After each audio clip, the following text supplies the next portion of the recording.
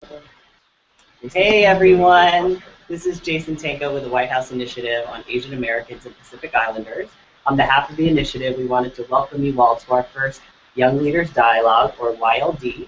We're super excited to launch the YLD series, and today's YLD is focused on education.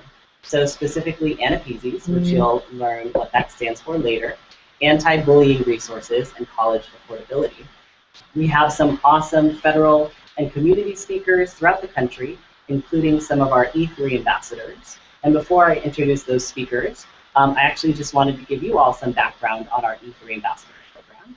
So earlier this summer, in July, we launched our E3 Ambassadors program. E3 stands for Educate, Engage, and Empower.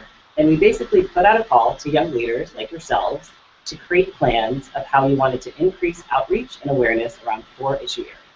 So those were education, mental health, pathways to public service, and deferred action for childhood arrivals.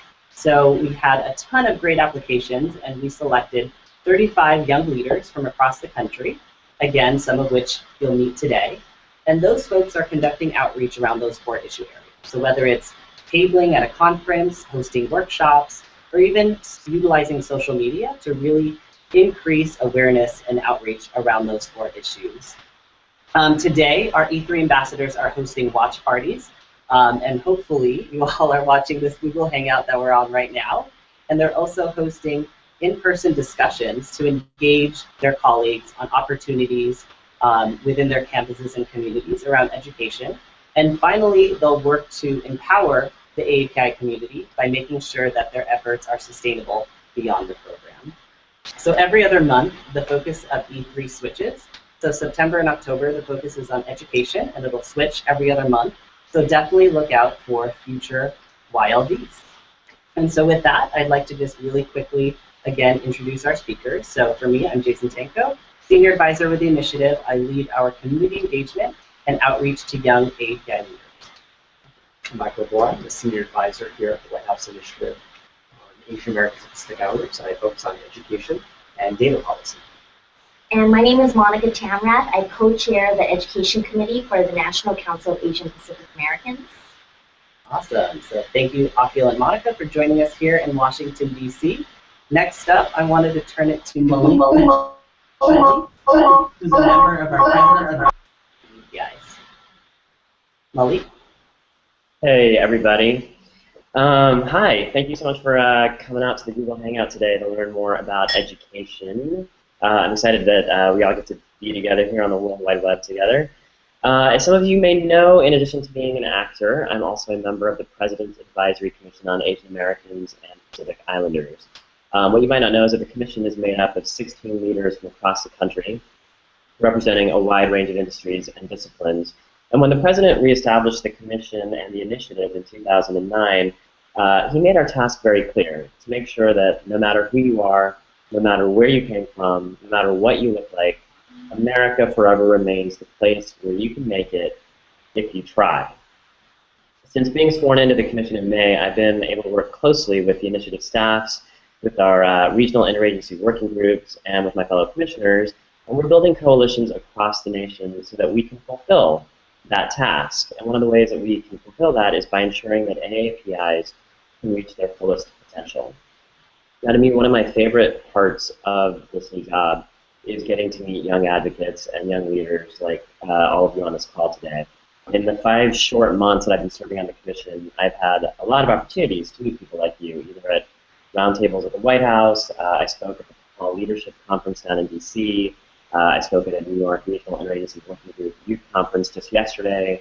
We had a healthcare conference for students that was hosted at NYU Langone, and even outside of my work at the White House, I deliver keynote speeches at universities around the country. I'm actually going to be I'm actually going to be in Denver in 2 weeks at the University of Colorado, and I talk to students about diversity in the media and the importance of how our cultures are represented in film and TV. And so this work is something that I'm really passionate about, and I think that I find it really valuable because I don't think that it is lip service at all to say that you young leaders are the future of our country, and we need to give you everything you need to succeed. When I was a 5-year-old kid growing up in a small town in the Midwest and I wanted to be an actor, I didn't really know that that was something I could actually do because I didn't see people who looked like me on TV. My parents didn't really know how to begin to help me in a career like that, and there was a lot of fear around what kinds of opportunities or what kinds of lacks of opportunities there would be available to me. But I pursued my dreams, and now I've gotten to stand toe-to-toe with Alec Baldwin and Tina Fey. I've gotten to play a gay drug dealer on the Showtime series Weeds, which my parents are surprisingly very proud of. I'm voicing the first ever Indian American lead character on a cartoon on Nickelodeon called Sanjay and Craig. And I play a prepubescent child on the Disney Channel's Phineas and Ferb. So I feel like I'm getting to do a lot of really exciting things, and I hope that my work has inspired other people, other young kids to pursue their dreams. But I'm really cognizant of the value of role models. So it's really important to me to be able to tell you guys only all the things that we're working on here at the Commission and the initiative, but also to hear from you what's important to you and what you need to succeed, because I truly believe that everybody here on this Google Hangout has the potential to make real change happen and to pave the way for other people. So let me just jump right into it now with bullying. As you probably know, October has been Bullying Prevention Month. So we've got one day before the month is over, so I just want to touch on some of the issues around bullying. So why does bullying matter to the AAPI community? Well, every day, thousands of kids, teens, and young adults around the country are sadly bullied. Data from the federal government shows that nearly 1 out of 5 of all school-age children are bullied each school year. That's more than 13 million students. And students involved in bullying are more likely to have challenges in school, they're more likely to abuse drugs and alcohol, and they're more likely to have physical and mental health issues. Now, bullying in the AAPI community presents unique circumstances because of language issues, because of cultural issues, because of religious issues. So here's some pretty astounding statistics. Over half of Asian students who report being bullied at school indicate that the bullying occurred inside the classroom. And in fact, of those students who reported being bullied, AAPI students reported the highest rate of classroom bullying, 20% higher than any other race or ethnic group. Now, feeling unsafe anywhere is unacceptable, but I think we really need to figure out why the classroom can be such a dangerous place for AAPI kids. Also, post 9/11, our community has seen an increased number of bias-related assaults, threats, vandalism, arson, targeting Muslim, Sikh, Arab, and South Asian Americans, and those people perceived to be a member of those groups. Community studies show that 65% of Sikh students in New York City, 65%, and 69% in San Francisco report being bullied at school. So this is a huge issue. So what can we do? How can we combat bullying? This is where I'm going to ask all of you that are logged in this hangout today to help out. Because everyone here at the initiative, at the White House, at the Commission, we need your help to make sure that students, that other young leaders, that parents, that members of the community, members of your campuses know about the available resources to address bullying and the initiatives that are already in place in the federal government to put a stop to bullying. So I'm really hoping that you'll take some of the information I'm about to give you and get it back out to your communities. So here we go. First, a great resource to address bullying is stopbullying.gov. Stopbullying.gov is a federal website. It offers assessments, it offers tools, it offers resources for bullying prevention. It provides activities to teach younger students about bullying, and it also provides resources around cyberbullying. Addressing bullying also begins with each and every one of you. If you feel like you've been bullied, please speak up. Please share your stories with others. Just knowing that statistic that 1 in 5 kids are bullied each year means there's a really good chance that your story is going to resonate with somebody else. And hopefully will give them the courage to stand up for themselves too. So if you feel like you've been bullied, please tell someone. Please tell a parent, please tell a teacher, or faculty, or staff member. tell an adult that you feel you can trust. And if you see someone being bullied, or you know that someone is being bullied, help them. Tell a teacher, tell a faculty or staff member. You know, for those of you who live in New York, like I do, you've probably been inundated with the subway signs that promote the slogan, if you see something, say something. Well, the same applies to this. If you see something, say something. And just so you're aware, the initiative has been tackling bullying and harassment of AAPI students. We're engaging parents and educators to make sure that they know their rights and that they know the remedies available to them. We're also engaging federal agencies to make sure that the agencies are responsive to our community's unique challenges, particularly, as I mentioned, language, cultural, and access to information even. Under a former commissioner's leadership, we hosted a bullying prevention summit in New York City in 2011, which drew more than 500 people, including Sikh, Nepalese, South Asian Muslim, Southeast Asian students from across the region. And next month, and I'm very excited about this and I'm going to be very involved with this, we're partnering with the Department of Justice, the Department of Education, and the Department of Health and Human Services to launch a new bullying and harassment prevention initiative and an accompanying public awareness campaign. So I'll definitely keep you guys up to date on that as we move forward with it. To me, one of the great things about that summit that we held in 2011 is not only that 500 people attended, but that those 500 people then went back to their communities and shared what they had learned with the people around them. To me, that's where the real work happens. So I'm really hoping that all of you will take the insights and resources that you learn about today, that you'll go back to your organizations, you'll go back to your campuses, you'll go back to your student groups, you'll talk to parents, and that you'll build a community of support around these issues. So thank you guys for letting me spend this time with you. I know it's a lot of information, and I truly appreciate your interest in it. And with that, I'm going to switch gears here. I'm going to hand it over to Monica, who's going to address issues of college affordability and various scholarship resources with you. Thanks so much, you guys. Thanks so much, Malik. And before we do that, I actually did just really want to quickly shout out our E3 ambassadors who are on the screen, which you'll hear from later. So first off, if you all could just wave, we have Sabe from Irvine, California. Sabe, could you wave? Hey, Sabe. We also have Noreen Singh, who's from Colorado. Noreen, could you wave?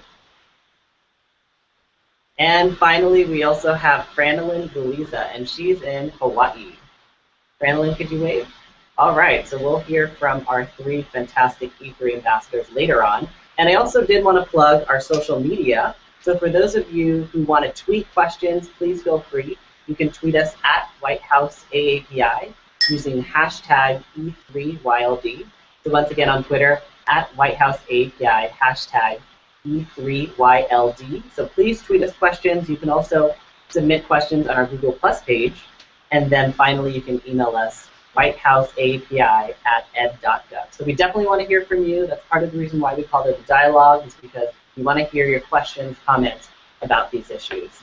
So with that, I'd like to, actually we're going to turn it over to Akil first to talk about Anna-Peasy.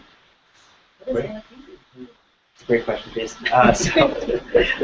Anna-Peasy, so I'll repeat this a couple of times. Anna-Peasy stands for Asian American, Native American, Pacific Islander Serving Institution. So they're a class of 2-year and 4-year colleges and universities across the United States that have high AAPI populations. We're talking 10% undergrad population or higher, and 50% of the student population is considered underserved. So they're on some type of federal grant, whether that be Pell or something else. So there are a couple of other definitions, but by and large, these institutions are really looking at underserved AAPI population. So let me back up a little bit and talk to you about how important a college education is now. So a lot of you are in college and university right now, and it's almost a prerequisite at this time in order to have success in life to have a college degree. And we in Washington, D.C. and the White House recognize that education is a pillar to entering the middle class, and we want to make sure and ensure that every single person out there has an opportunity and the ability to obtain a college education. but tuition's going up. It's getting more and more difficult for folks to scrape together funds to be able to go to college, and it's taking a lot longer to graduate. So here in DC, we're thinking about innovative ways of driving resources to all of you out there, to the universities that you attend, in order that they can help better support the work that you're doing and make sure you graduate successfully, you make sure you graduate. We mentioned a little bit about college affordability, and Monica will talk a little bit about that later. And it's important for folks to know, too, that ANAPISIs, again, that's Asian American, Native American, Pacific Islander Serving Institutions, are in a class of schools called MSIs, or Minority Serving Institutions. So if you've heard of historically black colleges, universities, or Hispanic serving institutions, they're in the same bucket. So they're really targeting underserved minority population. And why does this matter? These schools are making a difference. These schools are laboratories for innovation. They're doing interesting things such as exploring small cohort sizes. They're looking to train students who are limited English proficient. They're working on revamping their writing classes. They're thinking about how do we train our teachers and professors to better serve our student population. And at a time where Asian Americans and Pacific Islanders have many issues that they're dealing with, including limited English proficiency, immigration, we want to make sure that we think of all of these issues and make sure college universities are looking at them. So all these approaches are being taken by these schools, and it's important in two respects. One, these laboratories of innovation end up being examples for other schools that are starting to work with AAPI population. So if you're in California or Hawaii or New Jersey or New York, you probably have a lot of AAPIs out there. And your schools are probably doing very interesting things. The ANAPISI program helps support that. And we want to make sure that those lessons learned and those promising practices are shared with other places. In Minnesota, Florida, Texas, where we're starting to see an increase in the number of AAPI students and AAPI population. The second reason why it's really important is these programs help support a small group on campus. But as we start seeing the benefits of these programs and how it's helping students graduate on time, and provide them skills they need to succeed in the workforce, we hope that these programs can be scaled to assist more students. So I want to talk a little bit about what are the next steps and how do you become an ANAPISI. So if your school meets the eligibility requirements, and the easy way to check is come visit us on our website. We have a dedicated webpage on ANAPISIs and the ANAPISI program. We've created a very easy Google map that actually shows what schools can actually qualify for the program. And there aren't that many. We're talking about approximately 160 schools. So your school has a great shot of actually applying and getting the grant. We just had a webinar, and that webinar information and video is up on our website. It talks about how an institution can become an ANAPISI. We want to make sure that you share that information with your faculty, with the individuals on campus who are responsible for applying for federal grants. So please share that information. And the next stage in the process is that everything in the federal government has to be published in what we call the Federal Register. A notice is coming out soon talking about the first step, which is eligibility. Okay. Every school then has 45 days to apply. So as soon as we find out this information, we'll work with Jason and the rest of the team to make sure you have that information. Make sure the folks on your campus know about this and are applying for the eligibility. Every step of the way, we'll be providing technical assistance and webinars to make sure people on your campus and you know how to apply for it. In early January, February, we'll actually have the next release that actually opens up the money for the competition.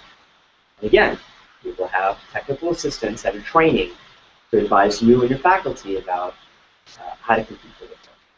So we hope that all of you are motivated, are excited about how this money can help you, your friends, and other students on your campus succeed and obtain a great education. So again, I would say follow us. We will send that information to you. Make sure people on your campus, administrators and faculty, know about the program. And really, the idea here is to leverage the ANAPISI designation. That badge that your school can wear allows you to get funds from many other agencies and departments in upwards of hundreds of millions of dollars. So make a difference and do your part and help your campus. Thanks, Jason. Awesome. Thanks, Akil. So just as a reminder, everyone, let's say together, ANAPISI stands for Asian American, Native American, Pacific Islander Serving Institutions. All right, you all got that? Okay, tweet it right now. I'm just kidding. No, but in all seriousness, we want to continue to hear your questions, so keep tweeting at us at White House API using hashtag E3YLD. And for all the other E3 ambassadors, young leaders throughout the country, if you're hosting watch parties, please take pictures. We want to see what's going on throughout the country, and we might even retweet you. And we also have, as some of our E3 ambassadors know, these awesome signs. Education matters to me because. So if you all have these signs, we encourage you to take pictures too of yourselves. I know you all love selfies. So take a selfie with your sign and tweet us at White House API and hashtag E3YLD. So with that, I'll turn it over to Monica, our fantastic community advocate, working to improve education for API. So Monica? Great. Thank you so much, Jason, and thank you so much, WIAPI, for inviting me to be a part of this. So as Jason mentioned earlier, I co-chair the Education Committee for the National Council of Asian Pacific Americans, which is a coalition of 32 community organizations, all advocating for Asian American, Native Hawaiian, Pacific Islander communities across the country. We work really hand in hand with the White House Initiative, so I'm really excited to be here. So there's the logos of all of the partner organizations. I think yes, college affordability has become a really big issue within, kind of the national dialogue, but college affordability isn't a new issue within the Asian American and Pacific Islander community.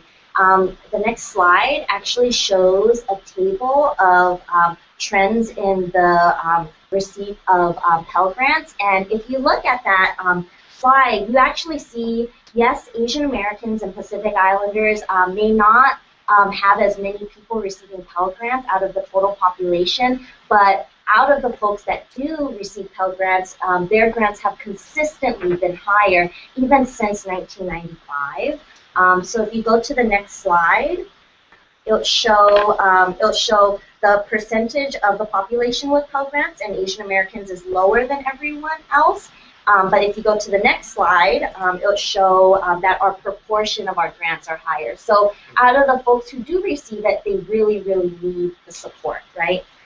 And so, recognizing the need to support API students with economic barriers, the Asian American and Pacific Islander community actually organized to show that APIs had a need for scholarships. And so with that, the API community got together and formed the Asian Pacific Islander American Scholarship Fund. And really the point that galvanized the community was when the Gates Millennium Scholarship came out back in the days, the scholarship wasn't open to Asian American Pacific Islanders because the Gates Foundation thought that APIs didn't need grants. So now API-ASF actually manages the Gates Millennium Scholarship Program for API students, as well as they have their own general scholarship program and a special scholarship program for students attending those ANAPISI schools that Akil was just talking about. And actually, APIA Scholarship Fund has a lot of scholarships, but other NCAPA partners also have scholarships. So for example, OCA has a scholarship program. And then the next slide actually shows a lot of other NCAPA partners that have scholarship programs that are issue-based. So, for example, the Center for Asian American Media actually has a grant for students who are really interested in creating films. The Laotian American organization has a grant targeted specifically for Lao American students. And also outside of NCAPA, the University of Maryland at College Park publishes a national directory of scholarships, internships, and fellowships, and you can actually download that directory online for free. And it's really up to date and really long, and it's really an amazing resource. But really, you know, scholarships are really great opportunities, but at the heart of college affordability, it's not just about scholarships, right? It's something bigger than that. And there are some organizations like the National Education Association who's actually running a campaign called Degrees Not Debt to talk about college affordability and opening up the pipeline. So as the NEA represents educators across the country, you know, educators don't get paid very much, but they all have to go to college and get graduate degrees and get certified, and so they actually have a lot of debt. And so this is actually an image of one of their student members who wants to become a teacher but has all this debt. And you know, I'm sure many of you have considered becoming a teacher, and maybe a mentor, a parent, or even a teacher told you, no, that's not worth it. You're not going to get paid enough to pay off your student loans. I know that someone's told me that before, right? And so, you know, I think that there are bigger ways that we can tackle college affordability. And specifically for the API community, what it really comes down to is the lack of disaggregated data, right? So it was like when the Gates Foundation didn't think we had barriers, economic barriers to education, when people didn't think that we needed support and scholarships. So there's actually a bill right now called the All Students Count Act that is working towards disaggregating student achievement data.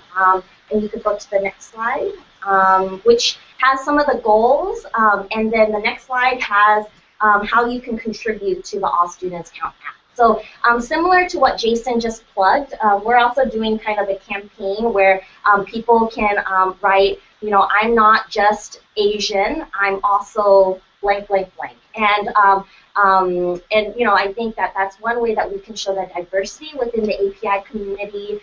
We have folks that are doing really well in school, but we also have folks who are facing a lot of barriers. So. Awesome. Thank you so much, Monica. So as you've heard, there's just a ton of resources out there around education. So again, from Akil, you heard about Anapezis. To learn more about Anapezis, we also have this awesome video about Anapezis.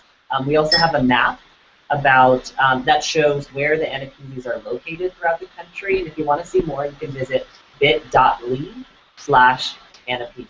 So again, that's bit.ly/Anapezi. Earlier, you heard from Malik, who talked about bullying. So again, those resources can be found at stopbullying.gov. So again, stopbullying.gov. And Monica, what's the website for NCAPA? Yeah, it's ncapaonline.org. And to help you all navigate all of these acronyms and resources out there, our team actually put together toolkits for each of the issue areas with E3. So if you go online to bit.ly/WIAPI E3, so once again, that's bit.ly/WIAPI, WHIAAPI E3, you can find all of our toolkits online. So feel free to print those out. If you have conferences, if you have workshops, if you have events, you can print those out and visit the links to learn more about all three of those education issues. So with that, I'd like to turn it over to our E3 ambassadors. I know they have a couple questions for us. So why don't we go to Irvine, California first, where we have Save, one of our E3 ambassadors, who has a question for our speakers today. Save?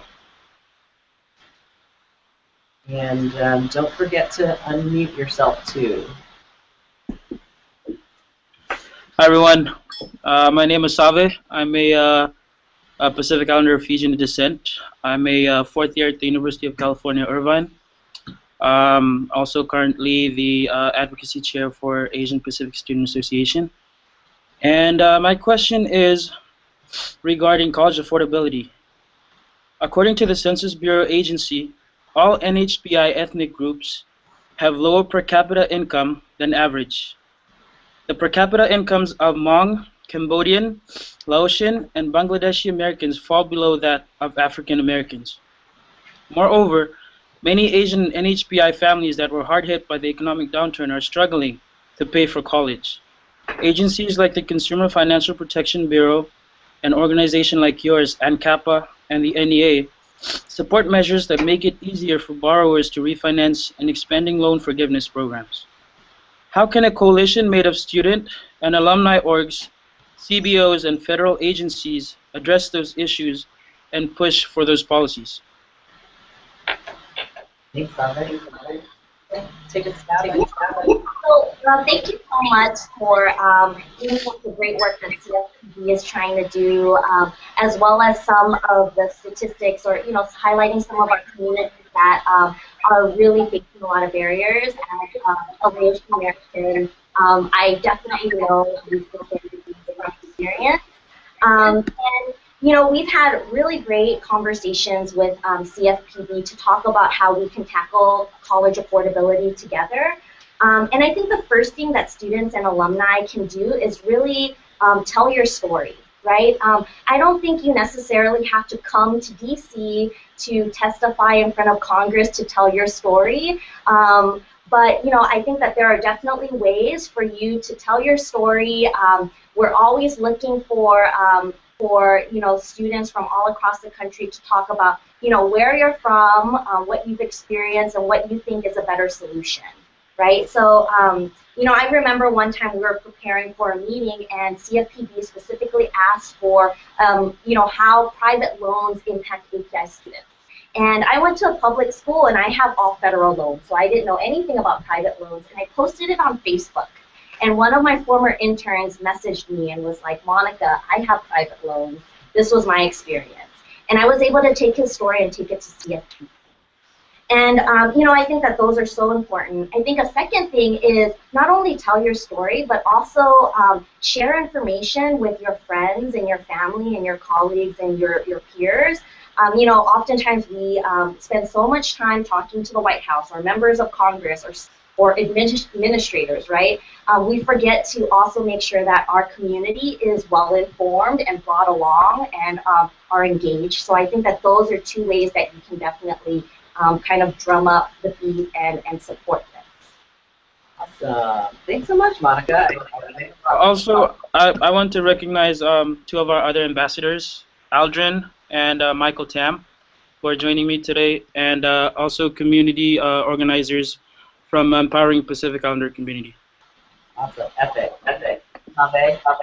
Take a picture and tweet us again. White House API, #E3YLD. So with that, why don't we turn it over to Noreen Singh in Colorado. I know she had a question for us too. Hi, this is for Malik. So my name is Noreen Singh, and I'm from Colorado Springs, and I'm studying molecular biology at the University of Colorado at Boulder. As some background, I am a follower of the Sikh religion and grew up in a city where not only that was pretty scarce, but being an Asian American as well. I was someone who got bullied in middle school based on my religious identity, and I know today you were saying some statistics about the high percentage of Asian Americans that are bullied on a day-to-day basis. My question today is, what are some ways school administrations can combat bullying, and how could the local, state, and national government play a role in that? Thanks, Noreen. Malik, did you want to try and answer Noreen's question about bullying? Yeah, I'd love to. First of all, thank you so much for having the courage to share your story. And I just really want to echo what Monica said. I think that sharing our stories is one of the most powerful tools that we have. So I really appreciate you being forthcoming about your own past. And even just like being on this call and hearing all this information, it's just so valuable. Like I was so thrilled to find out that there's a scholarship that supports Asian American kids who want to go into making films. It's just like this sharing of information is so important. So Thank you for that. And there's a number of things that schools can do, and there's a number of ways they can get involved with the state and federal governments. So first of all, in a school, we'll just touch on a few things, but one is assessing the needs, to find out if there's bullying within the school that's happening, how much is it happening, how often is it happening, where is it happening, just getting the information. And I think a big thing that teachers and educators can do is engaging parents and engaging children, kids at school, getting them to talk to one another, making sure kids feel like they can go to parents and talk about the issues that are happening, making sure that parents are aware of resources like Stop Bullying, Stop Out. Schools can create policies. They can create a code of conduct that they expect students to adhere to. They can make it very clear that bullying is not allowed and tolerated at all on these campuses. So that's ways that they can prevent bullying, but let's say the bullying is happening. One of the big things is that if a teacher or an educator sees bullying happening, to stop it right away. Make it immediately known that that behavior is unacceptable and to intervene. Finding out what happened, they can talk to the kids, find out what was the situation, what sparked the bullying. Make sure that the child who was bullied feels supported and has a place to talk about what happened. Make sure that the child who is doing the bullying also has a voice, so they can understand where the bullying has come from, so they can end it. And I think they can also encourage other kids in the school to not be bystanders. So if they see something, they should say something, again, to touch on earlier. And then in terms of engaging the government, first of all, if a kid is being bullied at school, the first resource is the teacher. And hopefully the teacher can intervene. If the teacher is not intervening or for some reason can't intervene, there's counselors at school often. Then there's school principals. But if none of that is working, you can, in fact, go to your school superintendent. You can reach out to the State Department of Education. And if none of that is working, you can, in fact, reach out to the U.S. Department of Education and file a complaint. You can also file a complaint with the Department of Justice. And all of that information is available online. There's where to go and talk about forms and who to send complaints to. And all that's available at stopbullying.gov. So again, that's just an excellent resource. And if there's one thing that I would often take away around this issue, it's to get the word out about this amazing website that has all this information on it. But yeah, I hope it answers your question. Again, I really appreciate your encouragement. Thank you. Thank you so much, Maureen, for your question, and Malik for answering it. And just really quickly, before I turn it over to Franlin, just a quick shout out to the Lone Star College. I know you all have been tweeting, posting pictures. I swear I'm not texting. I'm checking Twitter on my phone. So just a shout out to the Lone Star College. Thank you all for, again, tweeting your pictures of your watch party. So with that, why don't we turn it over to Franlin from Hawaii, who I know has a question for us. Aloha everyone, my name is Franalyn and I am from Waianae, Hawaii. I am a first-year master's student in education at the University of Hawaii at Manoa. So knowing that many of the colleges here in Hawaii are actually ANAPISI eligible, so I just wanted to know if we could go over what are the next steps in making the college a funded ANAPISI, and following that, how can I, as a Ether ambassador, access and utilize the resources available once that college is funded through the ANAPISI program. Great question, Franlin. Akil, do you want to take a shot? Sure. Aloha. Also, I have to give a shout out to Sabe too, because I went to UC Irvine. So much appreciation for all the student ambassadors out of UC Irvine. That's home for me. So Franlin, I think your first question was regarding how do we become a funded ANAPISI? So if you go to that website that Jason mentioned earlier, bit.ly #ANAPISI, you'll find additional information about the ANAPISI program, and you'll see if your school or a school near you, right, let's think a little bit beyond just where we study, is eligible for the ANAPISI designation. Very soon,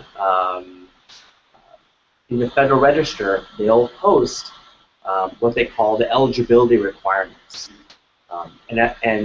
So if you're just, as soon as we find out the information, We'll send that to you so you won't have to look at it on the Federal Register yourself. There's certain paperwork that has to be filled out, and the school has 45 days to do that. Okay? And again, we will be having webinars and technical assistance to guide everybody through that process. And then early next year, probably end of January, February, another notice will come out inviting schools who met eligibility to actually apply for the program. And at that point in time, schools will have 60 days. And then after that, it'll take some time before we make the announcements about which schools end up getting the awards. So I think that's another great question too, is that, hey, I'm a student, how do I get some of that money, right? How do I benefit from the program? And I think there are two ways. One is, I think, helping your institution on the front end in terms of raising awareness about the program and helping them design the program. Like, look, as a student, here's what I think we need. We need better writing programs. I think we need to better serve our immigrant population. We need to focus on those individuals that may have graduated high school but are not in a competitive position when they begin college. How do we work with those students? And I have some ideas. And I think schools are very much interested in your feedback, your suggestions on how they can create programs with your cooperation. And then on the back end, too, raising awareness on your campus for students who could benefit from the program about finding these additional resources. And I think one of the hardest things to do on campus when you come to new places, find out about all the different resources that are available for you. So whether that's the On a Peasy program or something else, I encourage all of you who are at school and on campus to go and explore all the different resources college offers to help you complete college successfully. Great question, Franlin, and thanks, Akil. But don't go away just yet because we've got a ton of questions about NAPZs. So why don't I open it up to questions, and again, continue to tweet us at WhiteHouseAPI, #E3YLD. So the first question, and I'm going to combine two questions together. So the notorious UCE asks, are there any Pacific Islanders on the NAPZ committees, boards, or staff? And I guess if not, how can Pacific Islanders get more involved in the NAPZ process? So that's the first question. The second question was from Mark Haddad. Who was the first NAPZ designated school? And if we don't know, maybe we could just share a little bit more about the founding of the NAPZ program. You know, I know professional legislation, so if we could just talk a little bit about that. Sure. So are there any Pacific Islanders on NAPZ course? Let me kind of reframe that, right? So NAPZ is a designation a school obtains after they meet the threshold requirements and apply. Right? So are there PIs who are faculty, who are your presidents, who are on the Board of Regents? That's a question that you'll have to figure out. I know that there are, especially for those institutions who are in Hawaii, American Samoa, Guam. There are a lot of Native Hawaiian Pacific Islanders. I know in Southern California, there's some colleagues that we work with who are of NHPI descent who are in leadership positions on campus. I think it's a very smart question. I think it's a great thing to consider and think about where are AA and NHPI leaders at colleges and universities, and perhaps they can be an inroad for you in finding out more about the program. Can I add? Yeah. So actually at South Seattle College, which is one of the original NAPCs, they actually have their program targeted to Southeast Asian American students as well as Pacific Islanders, and they actually use their NAPC funding to start a Pacific Islander class and hire Pacific Islander faculty to actually teach that class. So, you know, some of the NAPCs are doing some really innovative things around being inclusive and recognizing who their students are and how to meet their needs. And I guess the second part of the question was, who was the first NAPC? That's a good question. So the NAPC program, it runs every 5 years. So here's another cool thing. If your school applies and becomes an NAPC as part of the program, they get money every single year for 5 years. And at a time when colleges and universities are thinking about how they're going to get money from year to year, this provides a little bit of continuity. I hope that helps. So there are a few schools. I think Monica mentioned South Seattle Community College. I believe De Anza Community College in California, University of Hawaii at Hilo is another, and I think there are a few others who were kind of the first set of institutions. Monica may have some others. Yeah, so De Anza in the Silicon Valley was definitely one of them. City College of San Francisco was one of the original ones. University of Maryland College Park was one of them. That awesome scholarship directory was actually started because of their Anna PC grant. And then, let me see. University of Hawaii. Yeah, and then a sixth one. There was a sixth one. We'll get that to you. Yeah, so we'll get it back to you. Great questions, and thanks for testing us on our knowledge of Anapisi history. Another great question was from Vanessa Tech. Can institutions have more than one MSI designation? So for those of you who don't know, MSI stands for Minority Serving Institution. So can there be more than one MSI designation? Yes, there can be. So we're talking about institutions in particularly diverse environments, right? So if you see Irvine, for example, maybe one. What we're talking about is they meet the threshold requirements to become an Anapisi, but they also meet the threshold requirements to become another, such as a Hispanic serving institution. And all the percentages are different, but the short answer is, yeah, you can be an Hispanic serving institution and an Anapisi. The difficulty, however, is when it comes to funding. So there's a little bit, it's a little complicated. There's Part 3, Title 3, Title 5, and there's Part A, Part F under one, and Part A and Part F under the other. So we're putting together a Venn diagram. It'll be very easy. But basically, if you have Part A on one, you can't get Part A on the other. If you have Part F on one, you can't get Part F on the other. So probably made it more complicated, Jason. I apologize. But Part A, Part F, you can't do both. Yes, no, that's But yeah, but there are definitely some schools like CSU Northridge, who is currently a funded Hispanic serving institution, but they definitely meet the requirements to be an NFPC designee, but they can't get funded by both of them. But we are trying to work with the community and the NFPCs and some of the MSIs to figure out what would be the best solution for some of these universities that, you know, especially in a lot of places, you don't just have all Latino students or all API students, right? Like a lot of our students go to school together. So how do we support all of our students that need support? Thank you. Thank you for that question, and Monica and Akil for answering. So I wanted to turn it back to bullying. So Hurley K tweeted us some text. I'm going to read a couple of words from it. I've moved a lot, so I've been to a lot of different schools. I can see from them that there are a variety of school bullying programs, and it can get confusing and overwhelming. Would there be any way for the federal government to work with schools to make an anti-bullying program? We could all work together to make a safe environment without all the confusion. So again, the question is there a way for the federal government to work with schools to make anti-bullying?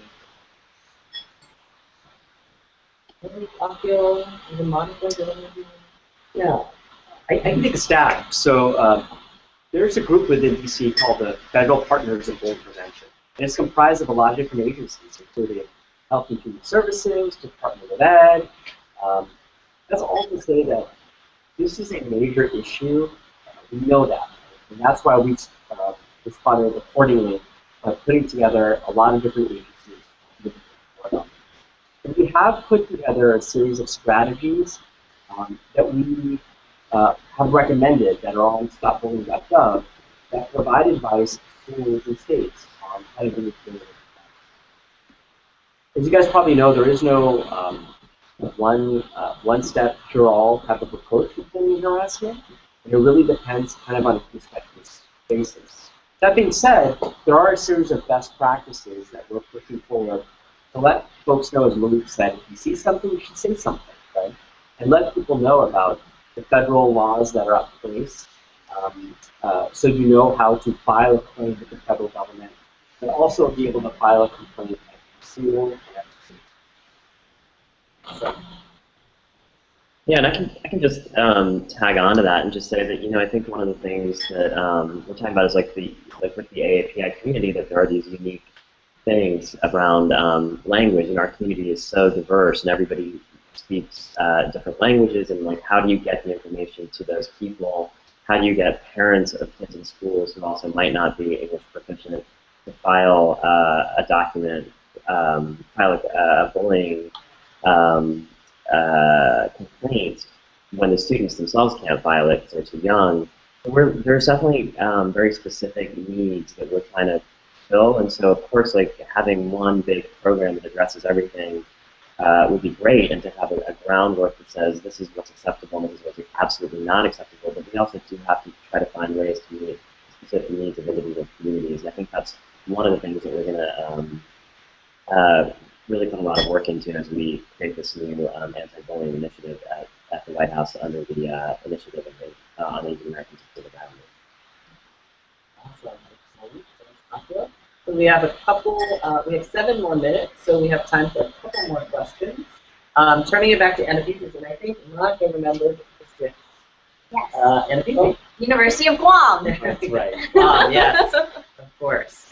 So Sajad Aga asked, what is a good way to endorse an Anapisis at their local college? These students can be at a limitation, especially when APIs are minorities. So what's a way to either endorse Anapisis or I guess get more engaged generally, especially when APIs are minority.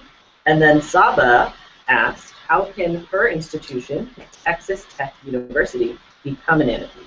So maybe you could just reiterate again sort of the qualification. Yeah, so let me address Saba's question first in terms of Texas Tech. So I don't know if Texas Tech is on our list of schools that are eligible. And again, it's on our website. So again, as Jason said earlier, it's bit.ly/Anapisis. bit.ly/Anapisis.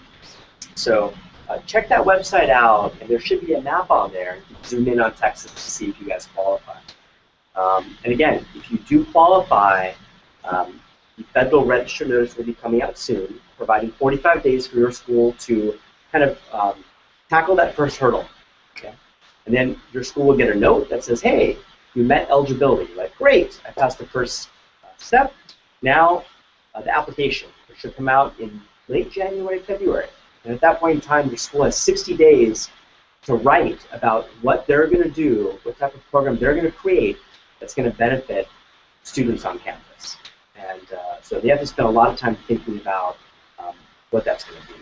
So I guess the second question, Jason, was about endorsement. So I just wanted to make sure I understand the question. So in what ways can we endorse our school if it's not How students can push for it. Push for engagement.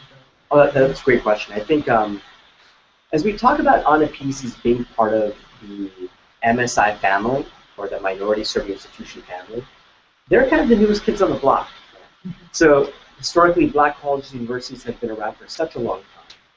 So have Hispanic serving institutions, tribally controlled universities. But for Anapisis, we're relatively new, right? So oftentimes, I'm knocking on doors here in the federal government saying, hey, you should know more about the Anapisis program. You should be driving money and resources to these schools. But we want to make sure we have you out there, our ambassadors and others, to talk to faculty, talk to your provost, talk to your college presidents, and say, hey, I heard about this amazing program. I looked into it, and we qualify. Right? And here's money that's available for our school to support buildings, to work on student services, and a whole range of issues. And I think they'd be really happy if you're saying, there's money here, and I can help you get it. But I think we can be working on that. I mean, I think that Anapisis, you don't necessarily need to have a vice president apply either. If you have a really cool professor that wants to also do this, you can like help them do it. So it doesn't necessarily need to be one person. Awesome. Thank you again for that question. So we are nearing the end of our Google Hangout, so I wanted to give our speakers just a quick 15, 30 seconds. So my final question to you all is, the purpose of this Google Hangout is to really engage or educate young leaders to learn about the resources that are available. What next? How can they continue to engage and then furthermore empower the AAPI community around education, especially as it relates to Anapisis college affordability, and then we'll hear from Malik to close with bullying. So in 15 to 30 seconds, how can API Young Leaders engage and empower others? That's a lot. So I would say learn more, learn as much as you can, be a part of a lot of different organizations, and try to obtain as much information you can about the 100PC program. I would say make sure you inform people on your campus about the program and the benefits it has to really be moving to success, and really know the ruckus. Right? Go out there and talk about the program and offer your feedback with the student. What have I experienced, and how can I send information and be a part of this process of doing it? Monica, did you want to close 15 to 30 seconds? I mean, I'm with Akhil in terms of causing a ruckus. As students, you have so much power and so much, you have so much experience, and really just organize on your campus, tell us how we can help you, and tell us if we're doing something wrong. We can talk all we want about how to make things better for college students, but we really want to learn from you on how, what you think would make it better for you as college students. So definitely cause a ruckus on campus, tell us about it so that we can make you, help you elevate it even more. And finally, Malik, anything to close with? Yeah, I would just say tell everyone you can about StopBullying.gov. Tell your friends, tell your teachers, tell your parents, tell people in your community. Get the word out about it. I would say, second of all, if you experience bullying, share your story. Hopefully you'll have the courage to speak up about it, because it will certainly help other people speak up about the things affecting them.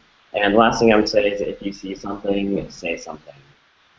Don't be a bystander. Take action. Awesome. And with that, thank you, Malik. Just wanted to close by again thanking our speakers. So we have Akhil, Monica here in Washington, D.C. We have Malik in New York. I wanted to thank our three ambassadors who are on screen today. Save, Maureen, Franelin, you all have been awesome. So everyone watching at home right now, your watch parties and your campuses and communities, thank you so much for tuning in. And you actually can't see them right now, but I also did want to shout out our WIAPI staff and interns, Bessie, Isha, and Rebecca. They're controlling the Google Hangout right now from behind the scenes in this room. Because of them, we were able to put this on. And again, just wanted to reiterate, there are a ton of opportunities to get engaged, to educate others, and hopefully empower the API community. So please visit bit.ly/WIAPI3.